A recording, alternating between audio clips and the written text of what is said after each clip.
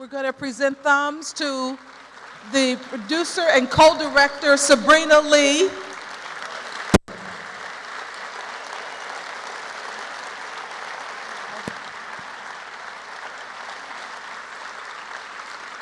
And we also have the fly fishing fanatic, Eric Gooch.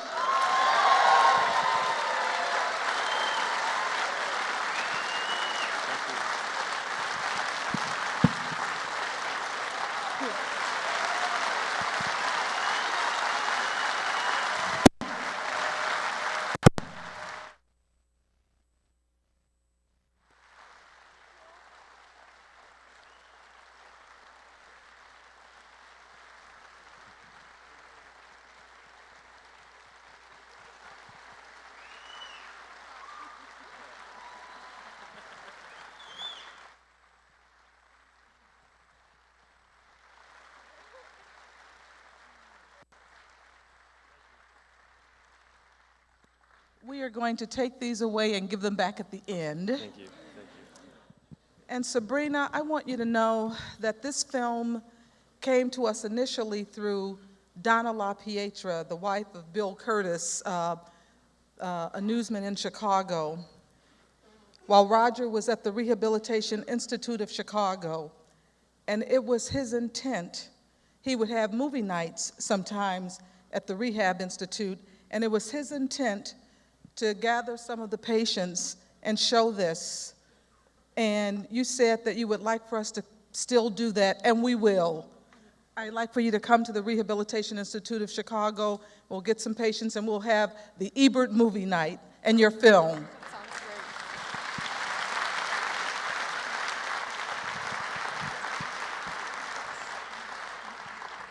great. Why don't you take this, Eric?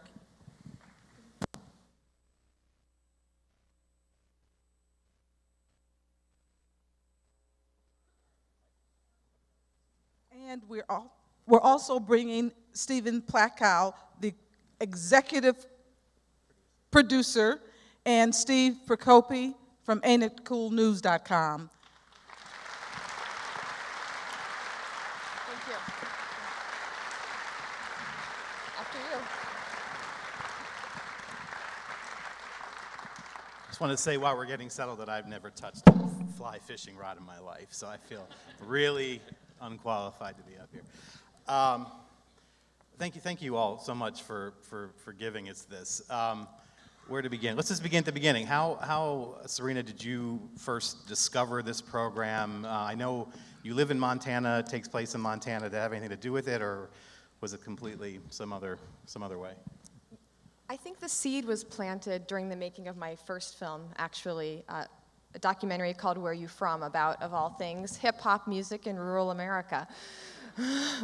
But one of the subjects in the film was estranged from his dad, who suffered from severe combat-related PTSD from the Vietnam War. He had walked out on the family when, 3 young kids, and it had torn them apart, really. And I became, at that moment, acutely aware of the fact that it was actually conceivable that the coming home is really the hardest part. And I thought, this is something I need to do more with. And then literally on the heels of that project, I was with my brilliant co-director, Shasta Grenier. We learned about the work that the Colonel was doing, and we said, that's the way to tell this story, through the lens of fly fishing. And so I feel like it came to us. And you were talking to me the other day about how, who did you have to approach, and who did you have to go through? What channels did you have to go through, and what red tape did you have to cut through to actually get access to some of these people and some of these places? Yeah, well, the first was, of course, to approach Eric Hastings, the Colonel, and let him know what we wanted to do and make him feel comfortable with the idea that we weren't going to exploit them, that we just wanted to accurately reflect what the program was doing. And once we got the green light from him, the next insanely fiery hoop was the Department of Defense. Because, yeah, I think they took about 3 months, vetting process, relatively unknown filmmaker, and I think they were a little reticent to have us come into their military hospital with a camera crew because they they really had no way of knowing where we were going to go with this project. And to be quite honest, neither did we. This was not scripted in any way. We didn't know who the characters, who the subjects were going to be until we showed up that first day with the cameras. So working with the Department of Defense, we actually got permission to start shooting. The fax came through the morning we arrived in San Diego. And we should say that your co-director who was supposed to be here is not because... She had a baby last night.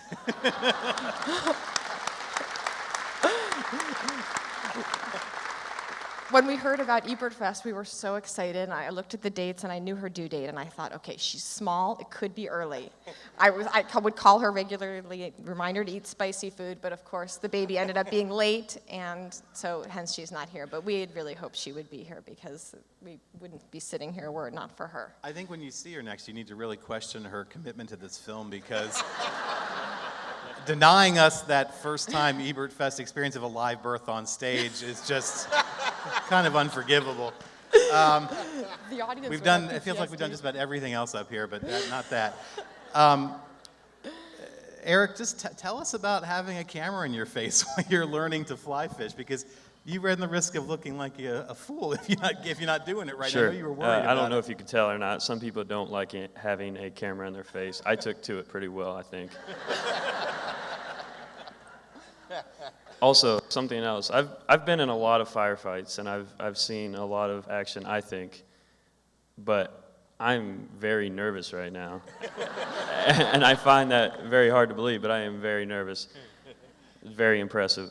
But wow, what a beautiful film, right? I think we could all give Sabrina Lee here a round of applause for a very touching and beautiful film. I don't know about you, but I didn't know whether to laugh, cry. I just wasn't sure, and I'm one of the subjects in the film. And I think that's one of the beautiful things about this film is that it's sad, it's happy, it's depressing, it's hilarious, it's all these things, but it's a really beautiful film at the end of the day. Tell it. Yeah, absolutely.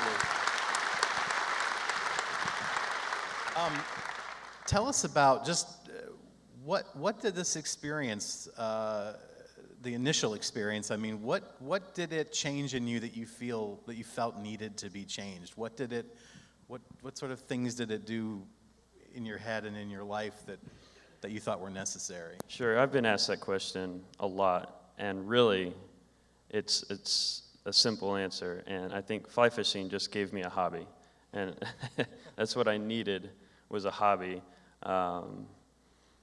I think people hate to use the word ignorance or naive, but I was a lot younger when this was filmed, and I think fly fishing opened up a world to me that I had yet to experience, and I didn't express it in the film, but now I'm perfectly content with being at home and with my beautiful girlfriend and fly fishing instead of going to Afghanistan and losing eyes and stuff.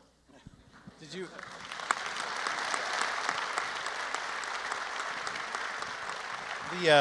At the end of the film, it said that you still want to go back. Is that still true? No, I don't. No, I don't want to go back to Afghanistan. In fact, I just bought a house in my hometown, and I'm perfectly content with where I'm at. Thank you. There you go. And your girlfriend's here somewhere, right? Yeah, Becca, stand up. Yeah. There she Look is. how beautiful she is.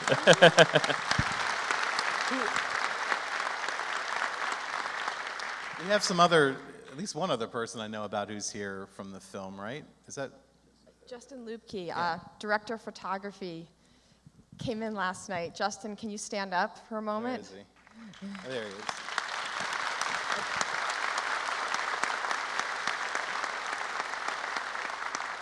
I'd like to say a couple words about Justin because quite literally the film would not be what it was without him, and there's a couple reasons that's true.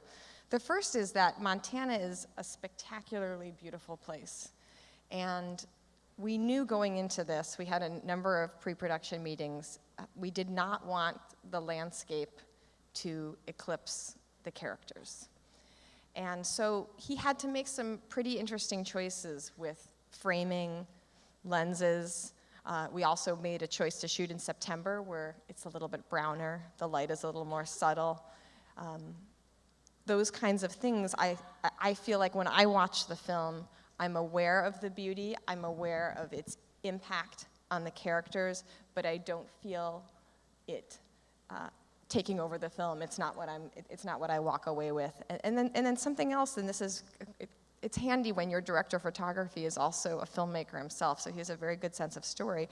A lot of those scenes were shot by Justin, and he was the one asking the questions too. You know, when Blake is in the boat, it's just Justin. He's running sound, he's being director, and he's filming the scene. The scenes with Elliot on the beach, that was Justin. So it really took a special person not only to have the vision of what the film needed to look like, but also to be able to think on his feet and know what the film needed to feel like. And so Justin, for that, eternally grateful.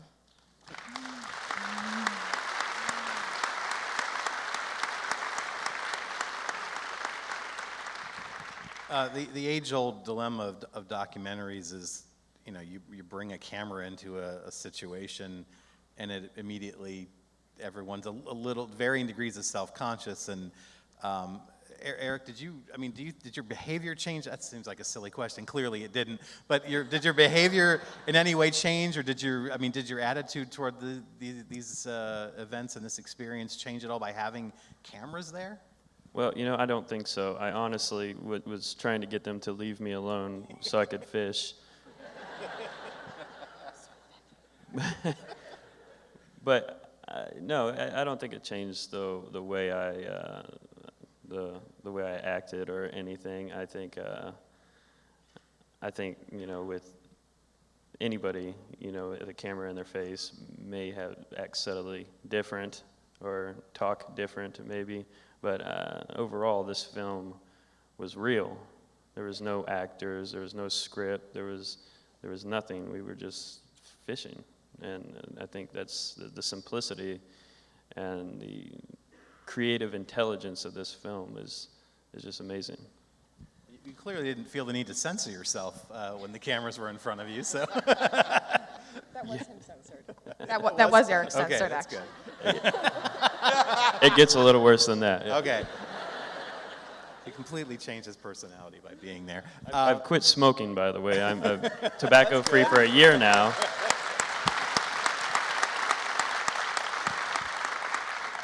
I gotta just talk about Elliot for a second, because the thing that really struck me, well, a couple things about him really struck me. There are a few more satisfying things I can think of seeing in a movie in the last couple years than seeing him climb into that car at the end and just fulfilling that goal in his life. And between the time he said that to you in the interview and when you filmed him, how much time are we talking about here that he made that happen? 5 months. Jeez, that's crazy. And how is his, I know speech was another big thing.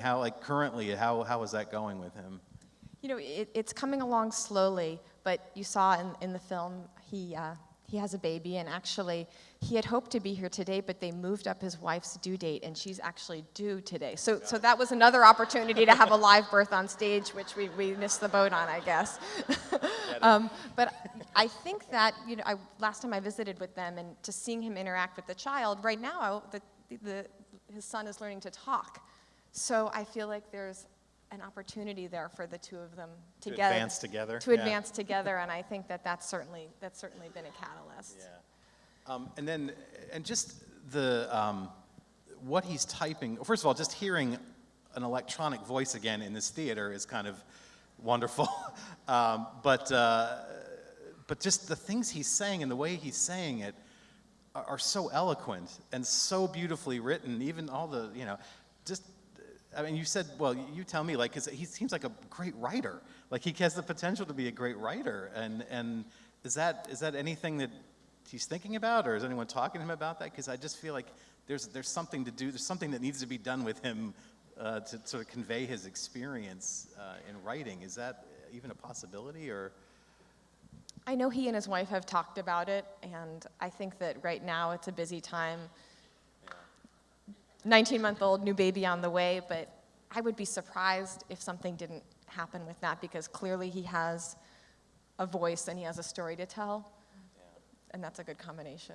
Definitely. All right, let's see if we have some questions from the audience. We have people with microphones floating about, so just wait for them to come to you. And we can keep. Who's first?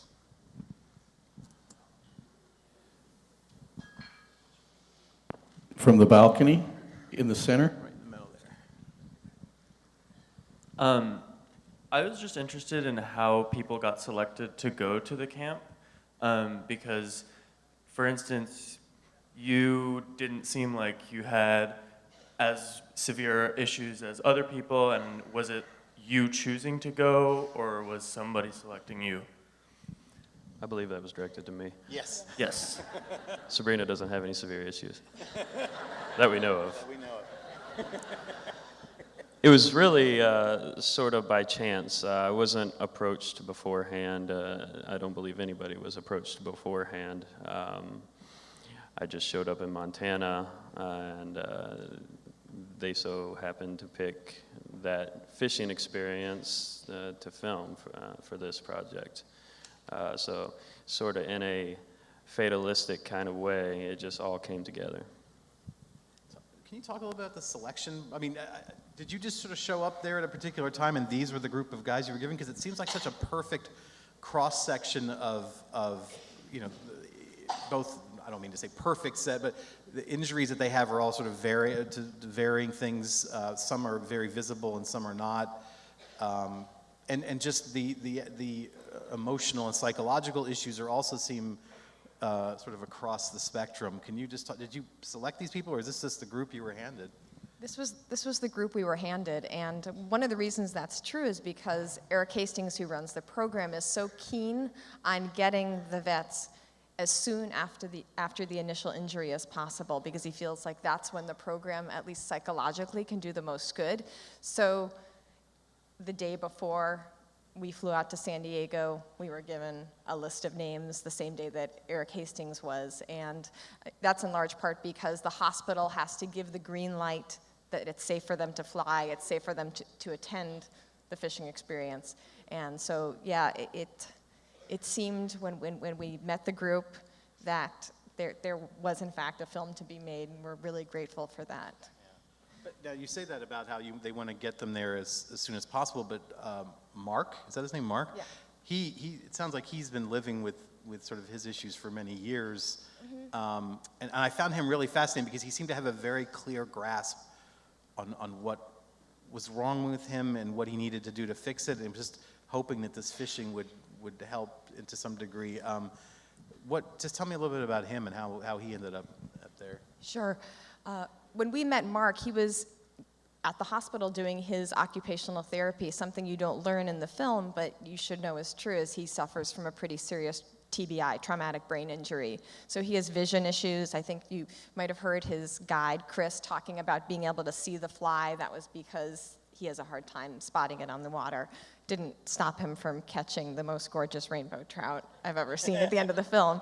But yeah, so he was very active at the military hospital, and that was largely a choice that he made. I mean, I think that's one of the challenges for those who have invisible injuries is they are not sought out. So it actually took him confronting the fact that he was struggling with this PTSD. So he'd been back for a while. He battled with severe alcoholism, and he had just made it through a program. And so I think he had just recently confronted, okay, this is what I'm dealing with, how am I gonna move forward? And so being new to that program, he was eligible to come to Montana, and I'm so glad that he did, because now he's very active, taking other veterans out from the hospital fishing. And another really beautiful thing that happened, not because of the making of the film, but because of the program, is he and Blake have become the best of friends. And so they are starting a nonprofit to help out other vets, and it's really been a wonderful thing to see how those two have supported each other through what has been a pretty intense time over the last 18 months. All right, Who's next? At the rear of the house, directly in front of you. Hi, thank you for making that beautiful film. My son is a guide on the Madison near West Yellowstone, so I'm really familiar with the fly fishing culture. And when I read about the film, I was so excited to be able to see it because it makes such perfect sense to bring these men to do fly fishing. And I want to know how many people do get to benefit from this program. They bring out 6 at a time, and they do about 7 programs per summer. And they've been doing this for the past 7 years, I believe. So, it's a nonprofit organization. Nobody is paid. It's all volunteer. So a lot of it depends on the flow of donations into the organization. But I hope that answers your question. To your right, towards the back. Question for the producer. Could you share the process of how you became involved with the film? And also I wanted to see what the Colonel's reaction was. It's a long story and it's hard to know where to start, but number one, Sabrina and I have been friends for 20 plus years. I'm in a creative industry in marketing and communications. So I'm in the storytelling business too, but for profit. And so there have been a lot of discussions, over cocktails and whatnot, and over, a number of years as to different story ideas and what good can be done and what messages are out there. I can tell you that when she and I first discussed this idea, it made perfect sense to me. And I won't go too far into it, but, my grandfather was a World War I vet. I didn't get to meet him. He died of a cerebral hemorrhage at age 48. When he was 17 in World War I, he was a messenger boy on a motorcycle, and he went over a bridge, and he got blown up. So he had undiagnosed PTSD, and what he did to cope was, number one, after 2 years of being in a military hospital, he, with other injuries he was dealing with, he went to seminary school. And from there, he committed himself to the service of others and went to Africa and was a missionary with my grandmother. And although they were there to do good, and they did, he also hunted incessantly. So he found an ethical outlet for the need to apply the skill that he had become so good at, really. And he woke up, as it was reported to me by my mother, screaming several times a week. He had mustard gas burns all over his body. And for me, an involvement with the project was an opportunity for me to get to know the grandfather that I had never met, and help pay forward what his trials and tribulations were in a way that perhaps, hopefully, if all goes well, everyone that is touched by this film reaches their hand out just a little bit further to help the next person next to them.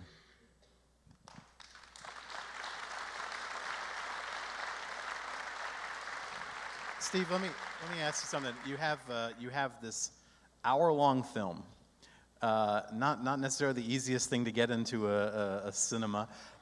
What are your outlets? What do you do with this film once it's kind of made its way through the festival circuit? And what can you do? I mean, I assume PBS is an option, but or the most obvious option. But is there a plan, or what do you hope to have happen? You're absolutely right that PBS is the most obvious option, and from very early on we have a letter of intent from them. But we dream, and we all dream big, and we all have fantasies, and those of my friends in the audience know that fantasies and the biggest fantasies are not far from the front of my mind. So I think collectively, our hope is to continue to develop momentum on the film festival circuit, gaining recognition from Roger Ebert, and Chaz is a holy triple, wow times a million, and him reviewing the movie and giving us 3.5 stars is a tremendous catalyst, and who knows how far we can go with our little film that can, but our hope And fantasy is, number one, there is a distribution deal that's happened, which is the last of the prerequisites for Academy consideration in 2014. And we want to win an Academy Award. And if we do that, you know, Katie barred the door as to what our areas of opportunity is to expose this movie to the public, because it really is all about all kinds of wonderful, great themes. But if we were to sort of, you know, crystallize it down, every time I watch the movie, it moves me in such a way that helps further motivate me to want to extend my hand out just a little bit further to, you know, my fellow man, and I certainly hope it does the same thing for all of you.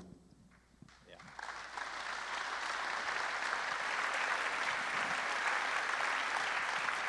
Eric, do you have your tuxedo ready for the Oscars?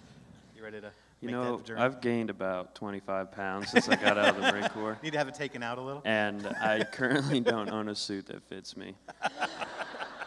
Eric and I will go shopping together, I can assure you. All right, who's next? In the balcony, up here. Eric, thank you for your service to the country. Thank you, sir.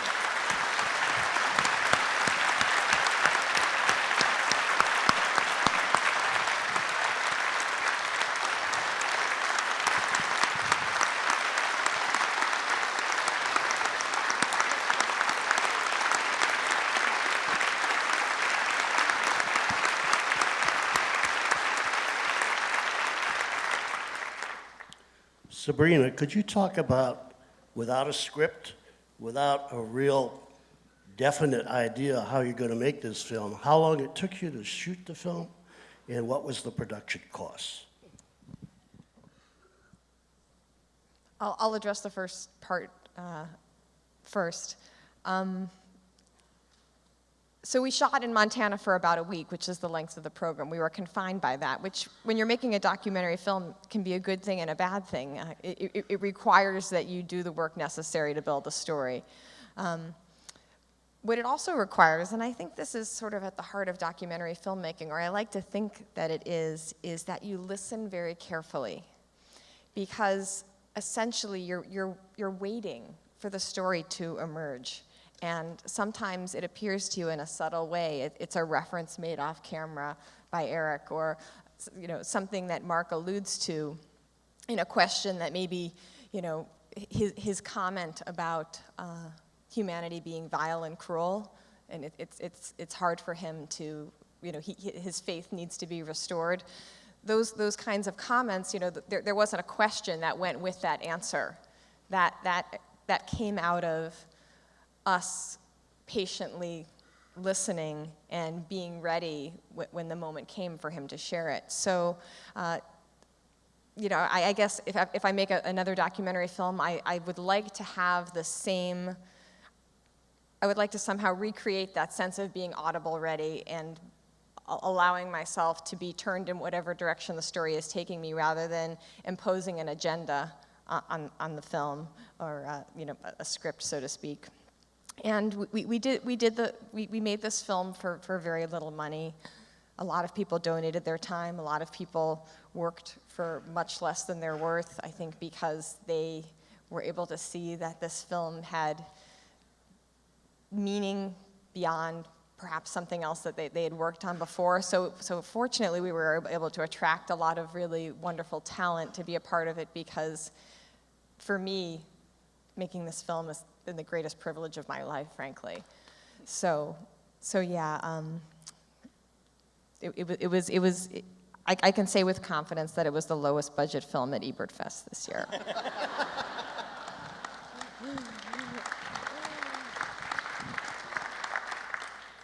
Who's next? Right in front. In front of you, turn my mic on. Yeah.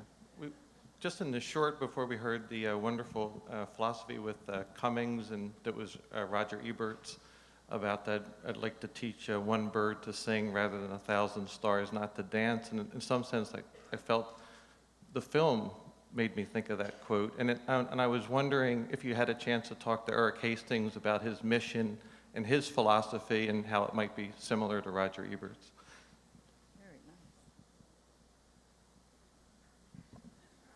That's a great question. I don't know if I'm going to be able to answer that directly.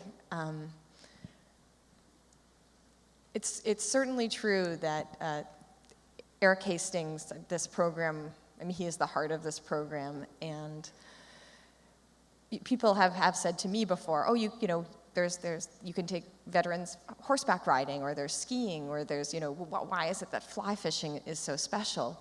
And I love the moment in the film when he talks about how, for them who were previously trained to kill, to hold the live creature, he says it so beautifully. And actually, there's a funny story about that clip, which I'll tell you, rather than keep you in suspense. At least it's funny now, but during the making of the film, I was in the car when he offered that, and I thought, oh, gosh, that was just so well said, and for us, the fly fishing metaphor is so important about the preservation of life, and I'm so glad we got that footage. And so then when we were cutting the film, I'm listening to the footage, all the clips, there's 2 clips that are defective, and we can't find it anywhere. One of the unfortunate elements of documentary filmmaking is that you cannot go back in time. Actually, you can't go back in time even if you're not making a documentary film. If that's news to some of you, I'm sorry. But maybe she does have some underlying issues. I'll be okay. No, so actually, back to your question about budget, we had to send that clip to Spain because there was somebody there who knew how to unlock the problem with that footage, and so we spent an actual significant chunk of our budget rescuing that moment. And I feel like in some ways that is fitting because that is the film, that moment is the film. And Eric's commitment to teaching Eric Googe how to fish and giving these guys potentially a lifelong hobby that feels good, that they can turn to, that's what it is, yeah. I feel like with Eric Hastings that he gets as much out of this as the new vets do, because he's clearly still healing. It's still like helping these guys is healing him to a certain degree, and it was kind of wonderful to know that it's not just a one-way street with him. It goes both ways. Yeah. That's actually one of my favorite moments in the film, which was hard to watch when we were shooting, is when Eric's reflecting on Blake, the helicopter pilot. Blake has shared with him the details of the accident and how others were lost. And it's so evident from that moment when he's talking about Blake that he understands all too well what Blake is going through. And I think that, I mean, wouldn't you say, Eric, that his generosity, Blake felt like he could tell Eric that story. I mean, there's something, he's a Marine colonel, but he is such a human. He's so approachable in so many ways. And I think do you feel like, tell me about that in terms of the program. Like, why is that so important? Sure, I think Eric Hastings is a really special guy. And what I mean by that is he knows how to reach out to people, especially in a subculture that most of us, or most civilians might not understand. And I think that's really instrumental in getting guys like Blake to open up. You know, I think it was mentioned earlier, some of my issues may not have been as severe. I think I was at a different chapter in my life when this was being filmed. I had been wounded a year before, and I was still trying to go back to Afghanistan, clearly. But, you know, they say time heals all, but I don't think that's necessarily true. I just think we evolve, and I think that's very evident with all the guys and where they are at different places in their lives in relation to their injuries.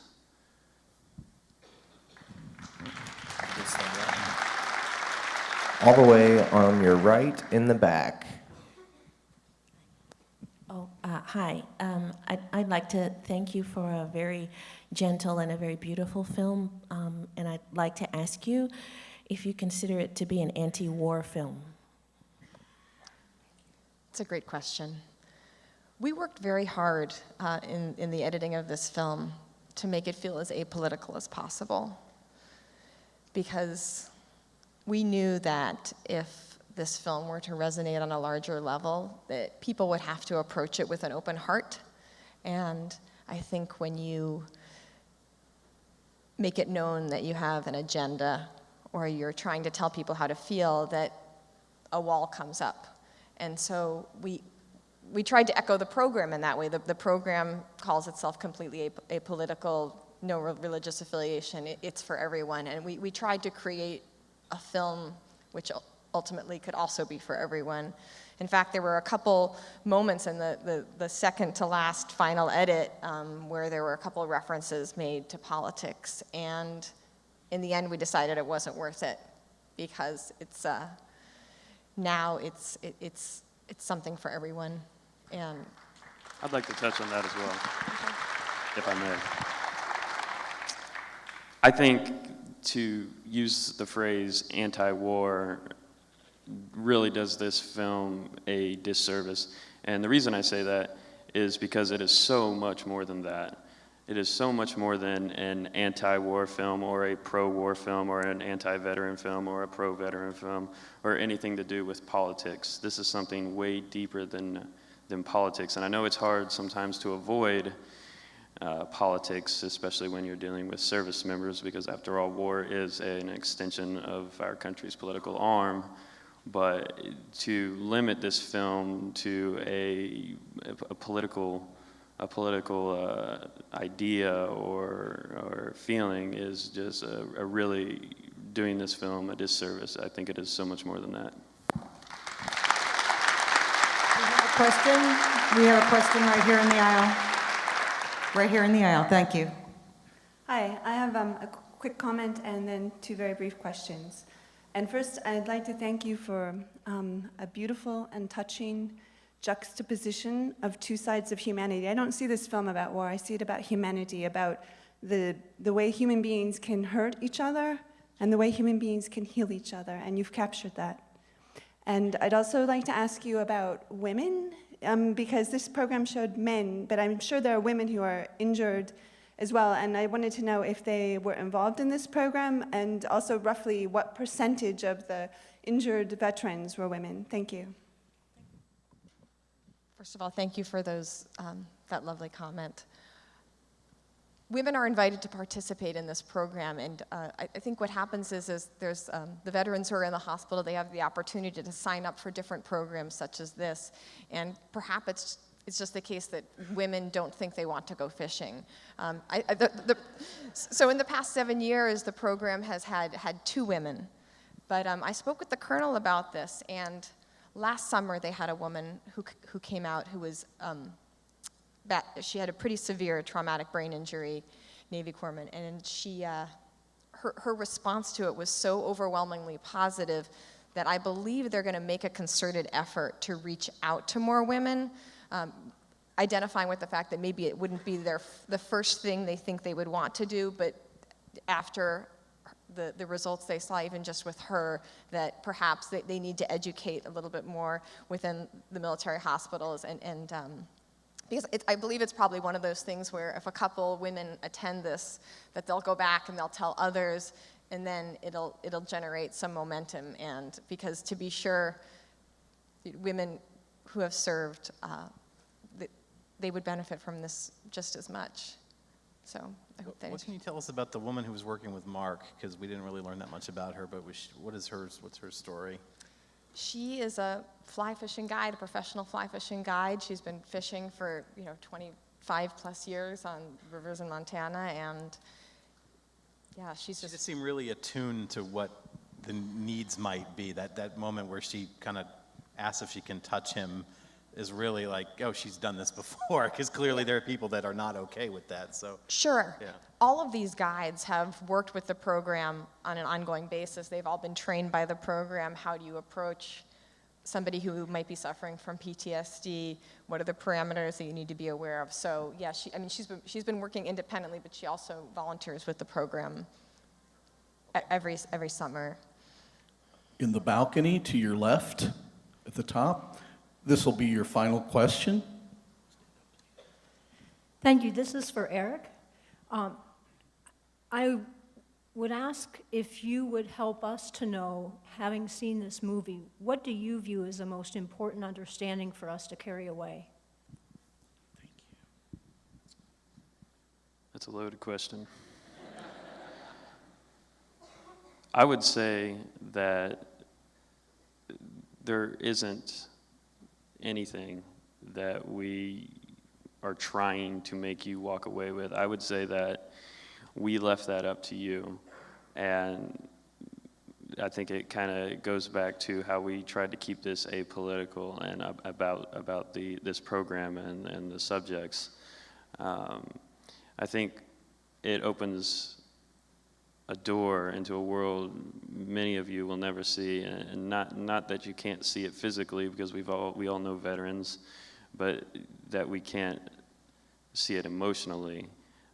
There's a lot of contradictions, or what appear to be contradictions in the film, with guys who say, I love to kill people, I never want to go back to Afghanistan. That seems like a huge contradiction, and it's really not. It's just so unbelievably complex what is going on with these guys when they're coming back from a kill or be killed situation.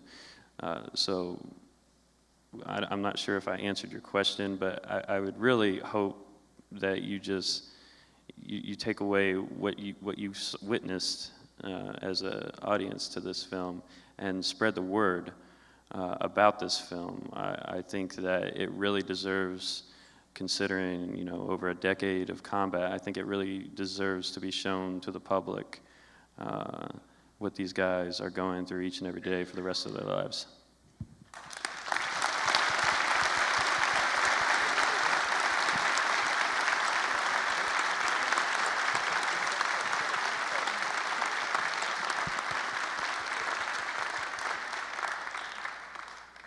I really appreciated that response. I think that says it all.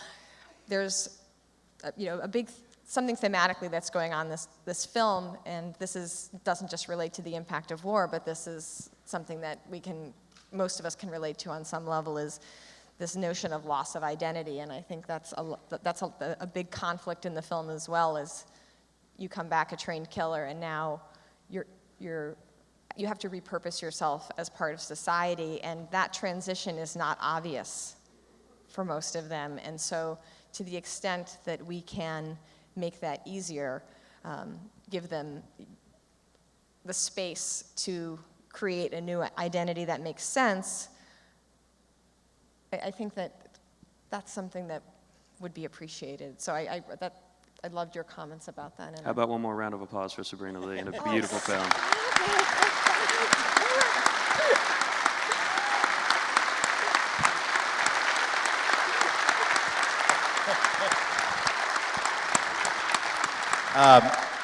Sabrina and Eric and Steve, thank you so much for bringing this film and closing out the festival. I think we've all learned a lot, and hopefully that you had a great experience here. So thank you very much. Thank you to Ebertfest. Thank you for having the film. It's an honor. And thank you all for coming. It was wonderful to see you all. It's been an honor and privilege, and thank you so very much, Jazz.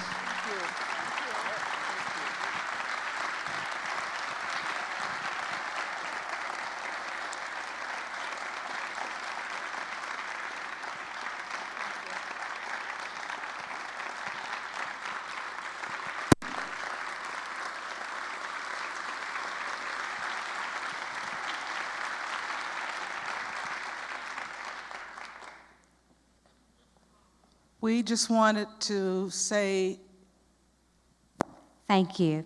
And we will see you next year.